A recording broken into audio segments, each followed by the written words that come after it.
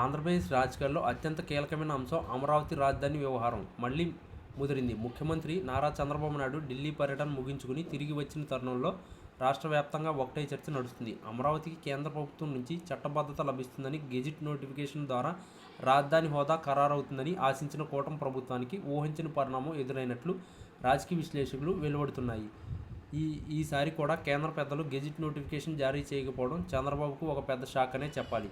గత కొన్నాళ్లుగా అమరావతిని ఆంధ్రప్రదేశ్ ఏకైక రాజధానిగా గుర్తించేందుకు ఏపీ పునర్వ్యవస్థీకరణ చట్టంలోని సెక్షన్ 5 సవరణ చేస్తారని భారీగా ప్రచారం జరిగింది. ముఖ్యంగా పార్లమెంట్ బడ్జెట్ సమావేశాల సందర్భంగా కేంద్రం ఈ దిశగా అడుగులు వేస్తుందని అటు ఎంపీలు ఇటు రాష్ట్ర మంత్రులు కూడా ఆశాభావం వ్యక్తం చేశారు. అమరావతి అభివృద్ధికి సంబంధించిన కేంద్ర బడ్జెట్లో 1100 కోట్లకు పైగా నిధులు కేటాయించినప్పటికీ చట్టబద్ధమైన రాజధానిగా గుర్తిస్తూ అధికారిక గెజిట్ విడుదల చేయడంలో మళ్లీ జాప్యం జరగడం గమనార్హం.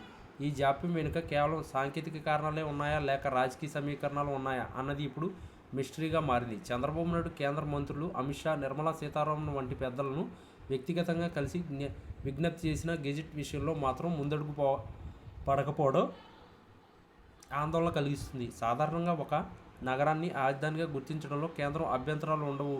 కానీ ఆంధ్రప్రదేశ్ విషయంలో మాత్రం గత ప్రభుత్వం తీసుకొచ్చిన 3 రాజధానుల ప్రతిపాదన, ఆ తర్వాత జరిగిన న్యాయపరమైన పోరాటాలు అడ్డంకిగా మారాయని తెలుస్తుంది. మరోవైపు గెజిట్ రాకపోవడంపై ప్రతిపక్షాలు విమర్శనాస్త్రాలు సంధిస్తున్నాయి. అమరావతి అభివృద్ధి విషయంలో కేంద్రం కేవలం నిధులు ఇస్తామంటుందే తప్ప పూర్తి స్థాయిలో రాజముద్ర వేయడానికి వెనుకాడుతుందని వారు వాదిస్తున్నారు. కేంద్ర పెద్దలు గెజిట్ విషయంలో మౌనం వహించడం వల్ల అమరావతిలో పెట్టుబడులు పెట్టేందుకు వచ్చే అంతర్జాతీయ సంస్థలు కూడా సందిగ్ధంలో పడే అవకాశం ఉందని నిపుణులు హెచ్చరిస్తున్నారు. చట్టబద్ధమైన హోదా లేదని, శాశ్వత ప్రతిపాదికన సంస్థల ఏర్పాటుకు ఇబ్బందులు ఎదురవుతున్నాయని వారు అభిప్రాయపడుతున్నారు.